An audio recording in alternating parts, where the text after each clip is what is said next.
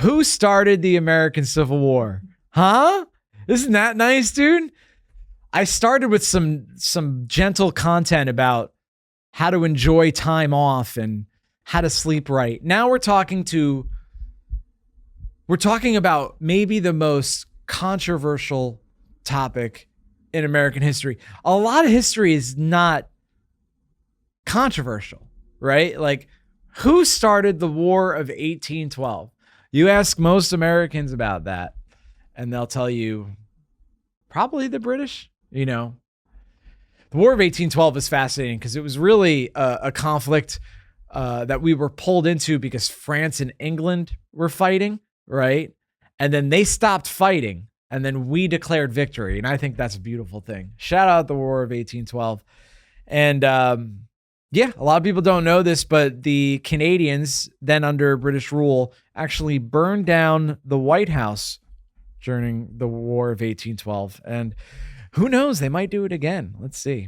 I'm not a foreign policy expert, but I think it might be better to be friends with Canada instead of Russia. But who knows? I could be wrong about that. Yikes, dude. All right. So let's talk about it. Who started the American Civil War?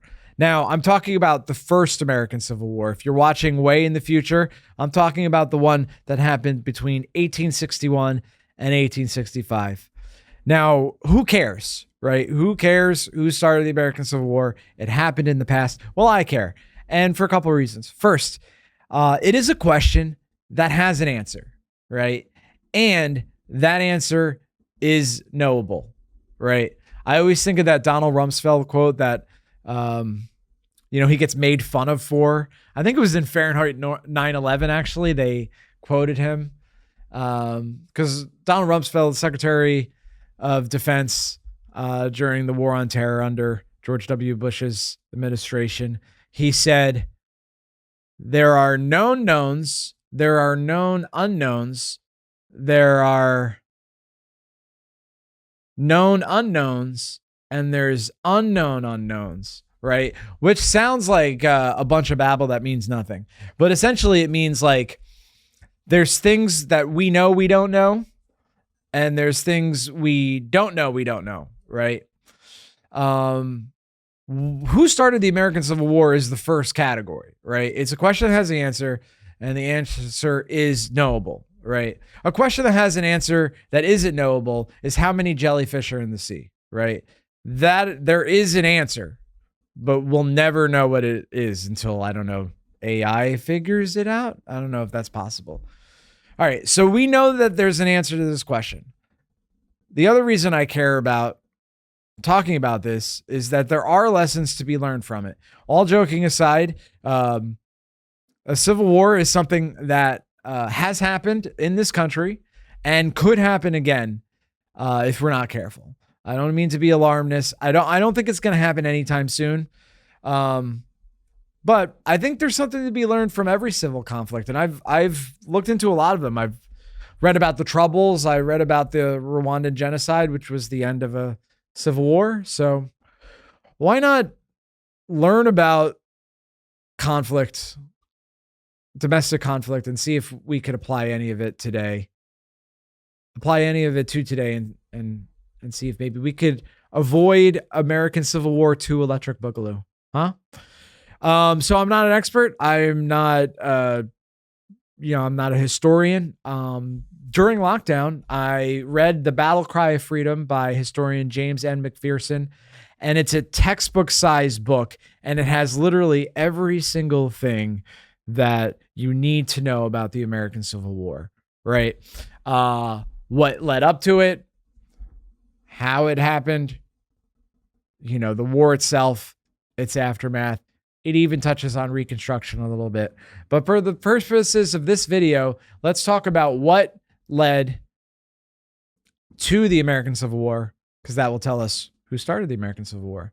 So how far back do we go? I guess technically to the Big Bang, because there wouldn't be an American Civil War without an America, and there wouldn't be an America without humans. So and I'm not a scientist, dude. So this is my understanding, is that there was stuff, and then there was the Big Bang, right? Planets, stars, one of them being what we call the sun, right? And then there were like little microbes, and then fish. And then one of those fucking fish tried to walk on land. And then there were apes, and one of them tried to walk upright. Boom. Here we are, dude. And then there's an Italian guy, and he goes to the king of Spain and says, I want to go to India. But he goes to America instead.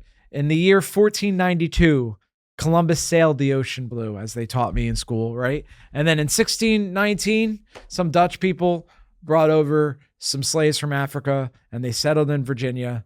And that started what was close to 250 years of slavery in the Western continent.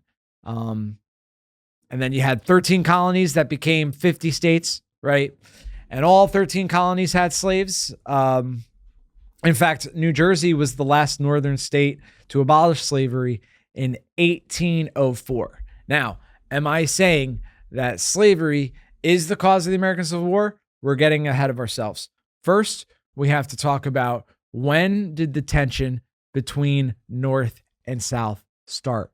Well, the answer is for as long as the colonies existed, that tension existed.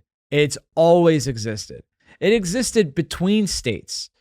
See, now we think of ourselves as Americans first and the region of our country second, maybe our town after that. But at the time of the American Revolution, it really was a new concept that we were one entity. People thought of themselves as being New Yorkers or Virginians or Louisianans before they thought of themselves as a collective unit of U.S. citizens, right? And you could find letters home that were written by American Revolution soldiers that complained about their northern or southern brethren, right? And it's hilarious because the stereotypes are the exact ones that exist today, right? All the northerners were like, we hate these hicks. And all the southerners were like, people north of Mason-Dixon are fucking pussies, right? So some things change and some things stay the same. But we got the Constitution, and everybody knows about the 3/5 compromise, right? What is the 3/5 compromise? Basically, the House of Representatives, how many representatives you get was based, and still is based, on the population of that state. Well, depending on what southern state you're talking about, anywhere between 1/5 and 1/2 of the population were slaves of African descent, right? So the South was in this weird situation where they wanted all the slaves to be counted, but they didn't want to give them citizenship, right? So they came up with the 3/5 compromise, right? Very ugly moment in American history where basically African-American slaves were considered 3/5 of a person for census purposes only, right? Very ugly part of American history, and it was in our Constitution. A lesser known part of a compromise between North and South was the slave trade compromise. So a lot of Northerners, especially from New England, wanted to end the transatlantic slave trade. But other framers were worried that that would alienate the South so much that they wouldn't sign the Constitution, right? So the slave trade compromise basically said for 20 years, right, until 08, basically for 20 years, the slave trade could not be made illegal. Interestingly enough, right after that time limit expired, the slave trade was made illegal. Now, with the exception of people like Thomas Jefferson, most Southerners wanted slavery protected in the Constitution. Again, even though most states, North and South, had slavery, even some of the northern states were considering abolishing it. And actually, Vermont was the only state to join the Union at the creation of the Constitution as a free state, right?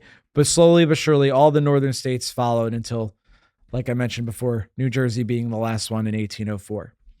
And the reason being is that the Southern economy was tied to slavery in a way that the Northern economy wasn't. We saw the early emergence of capitalism in the Northeast, and and free labor was becoming really popular. And the ethos of you learn a trade and you provide something of value, and then you sell your labor, right? That was old. That wasn't a thing that existed in the South. The South was largely an agrarian society that relied on slaves. They were used to slave labor. There was this ideology that started to become more popular, which is that white people shouldn't do manual labor, that it was degrading for a white person to do manual labor. So these are all reasons why slavery became more important in the South than in the North as the North started to phase out slavery. Another thing is the invention of the cotton engine, also called the cotton gin. It was invented in the 1790s. I want to say 1792, which made picking the seeds out of cotton just so much faster, right? So without the cotton gin, possibly the institution of slavery would have gone away on its own.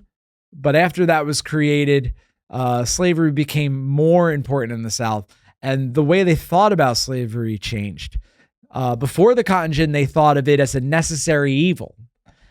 After the invention of the cotton gin, when the institution became even more ingrained in their society, they thought of it as benevolent, as good for white people, and perversely, even good for black people. Now, there was a tension between North and South as to what would happen when a territory became a new state. And you had this thing called a free state and a slave state. And obviously, free states, slavery is legal. Slave states, slavery is legal. And there was a tension because you wanted an equilibrium in Congress, right? The North was worried that the South was going to have too much power and vice versa. So there was a controversy after every new state was added. And then Henry Clay in 1820 came up with something called the Missouri Compromise. Now, what is the Missouri Compromise? So both North and South were weary of another state being added to the Union and being a free state or a slave state, right? The Missouri Compromise allowed Missouri, the newest state to be added at that time, it allowed Missouri to come in as a slave state, but it also divided Massachusetts in half, creating Maine. So Maine was created by dividing Massachusetts in half, and Maine was a free state. So Missouri, slave state, Maine, free state, right? This kept the number of free and slave states the same. It also included a provision that would prohibit slavery in all territories west of the Mississippi River and north of 36.5 degrees north of the equator, right? So literally, here's a line. There's a line here and a line here. Slavery doesn't exist in the Northeast anymore, right? But we're not going to touch what happens in the South, right? With the exception of Missouri, which landed right in the middle of that 36 degrees north of the equator, right? And that was all hunky-dory until the Mexican-American War. Now, I can't talk about the Mexican-American War.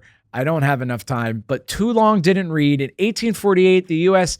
got a bunch of new territory from Mexico, including what is now California, Nevada, Utah, New Mexico, Arizona, and parts of Colorado, Oklahoma, and Wyoming, right? So immediately there was controversy. In the past 28 years, passions have risen on each side, right? I explained how slavery in the South's mind became something that was a necessary evil to something benevolent, right? A similar shift happened in the North. Less people were apathetic, and more people saw slavery to be what it was, which is something that's very evil, right? So 6 years after this new territory, there was new legislation passed in Congress called the Kansas-Nebraska Act. And this made popular sovereignty the rule of law when it came to deciding if a new state would have slavery or if slavery would be illegal. Meaning, for example, Kansas entered the Union. The thought was the white residents of Kansas should vote on whether or not there should or should not be slavery. So this overrode the Missouri Compromise, right? And it was very unpopular.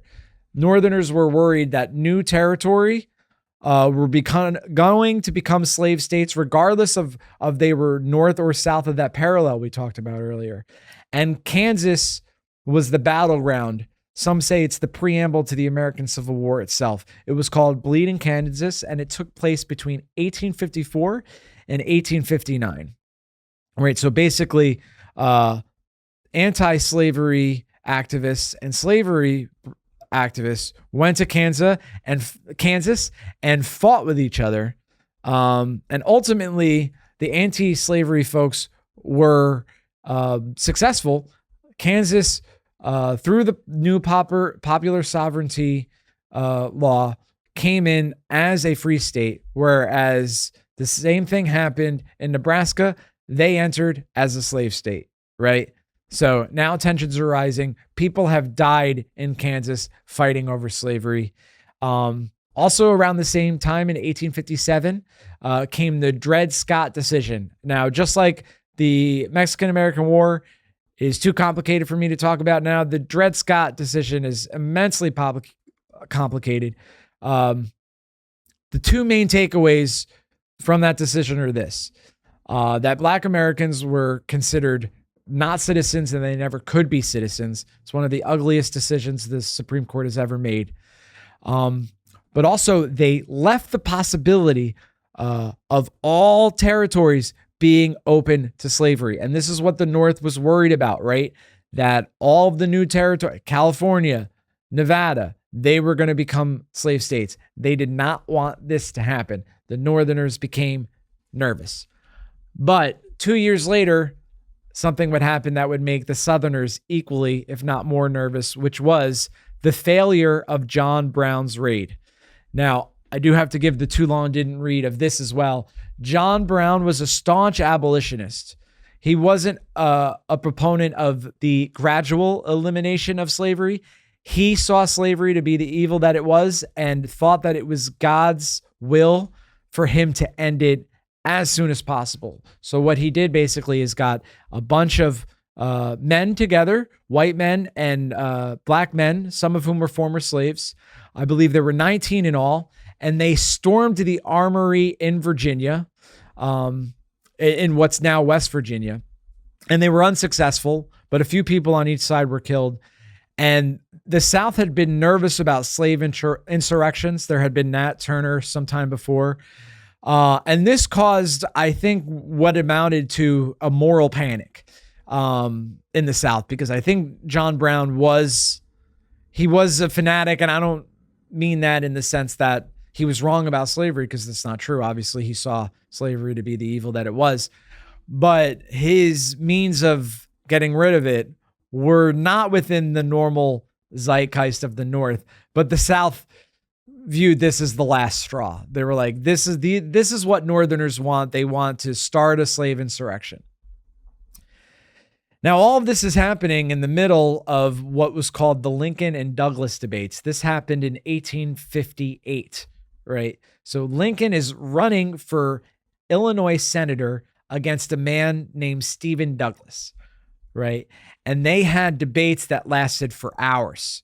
And people of all walks of life traveled all over the country to see Lincoln and Stephen Douglas debate. I always get Stephen Douglas and Frederick Douglass mixed up, and they were alive at the same time. But Stephen Douglas's thing was he was a proponent of popular sovereignty. He liked the Kansas-Nebraska Act. So most of the debates were about slavery. Douglas arguing that the white people in a new state should decide the fate of slavery in that state. Lincoln saying that although we shouldn't mess with slavery where it already exists, new territories should not allow slavery, right? So Lincoln, not an abolitionist, but he is anti-slavery. He's called slavery evil, and that's going to be important later. But he knows that the Constitution won't allow him to abolish slavery outright, but he wants to stop its expansion. Now, Lincoln lost those debates in that he lost that Senate seat, but he became famous probably the most famous Midwestern Republican, which was going to be important 2 years later because he was nominated for the Republican nomination for president in 1860. Right? He was a dark horse candidate. He wasn't supposed to win the nomination, but he did. And he ran against 3 people in the presidential election. It was a 4-way race. It was Abraham Lincoln. It was Stephen Douglas, the guy we just talked about, who believed in popular sovereignty. John Breckinridge, who was a Southerner and believed that slavery should be legal in all the new territories, right?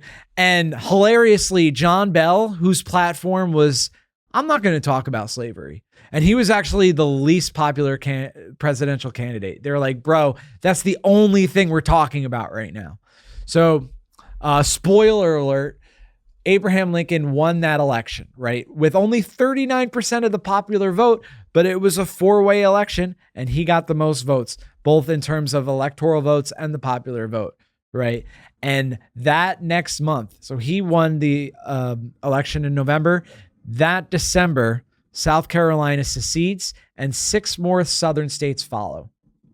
And during Lincoln's first inaugural address, he's dealing with the fact that 7 states have said, we are leaving the Union, right?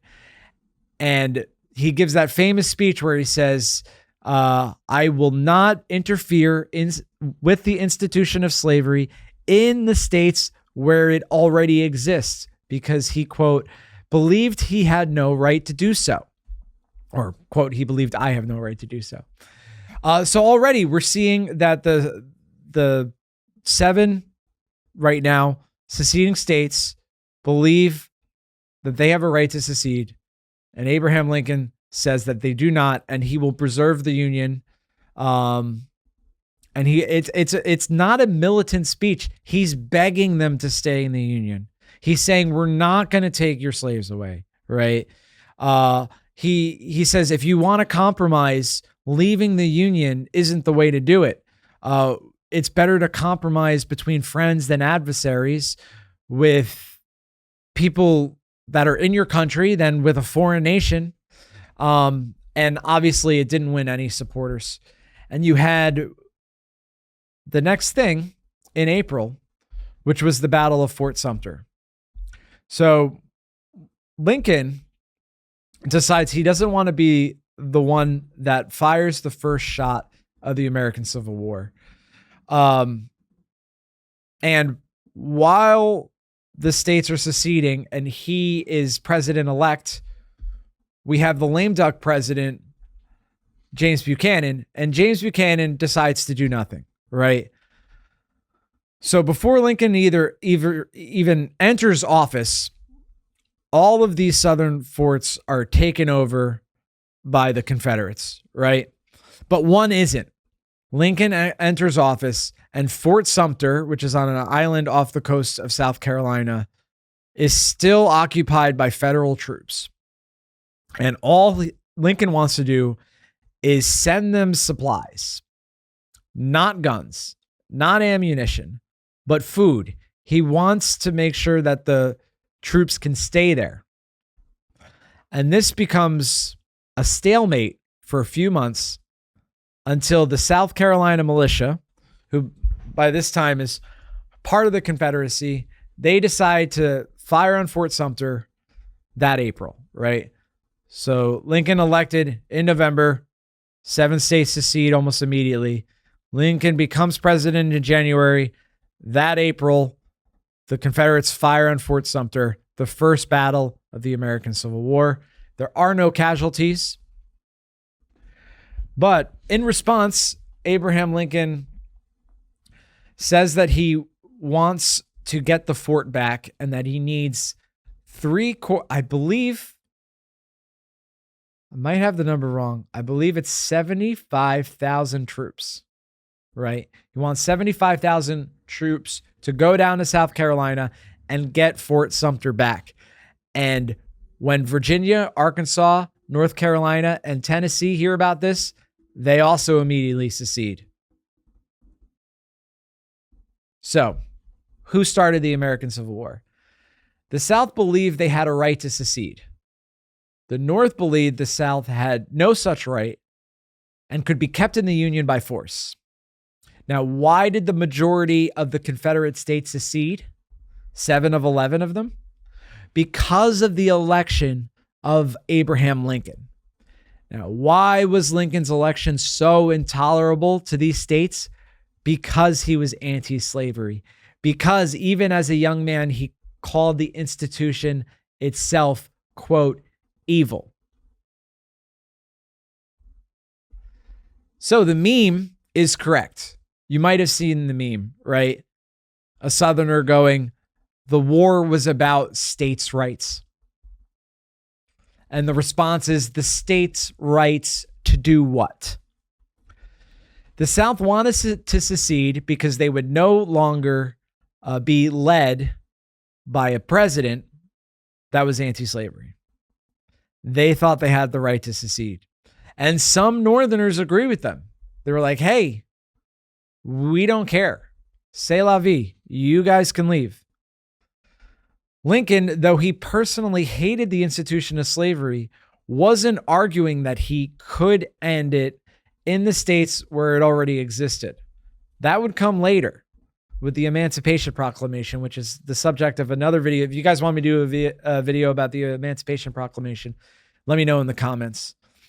So the meme, though simplistic, is true. So I hope I answered the question. It was long-winded. Let me know what you think. You could write a comment below. Hopefully there aren't too many angry comments, but who knows? Maybe there will be. And speaking of angry comments, that leads me to the very last thing I want to talk about today, which is how to not be angry.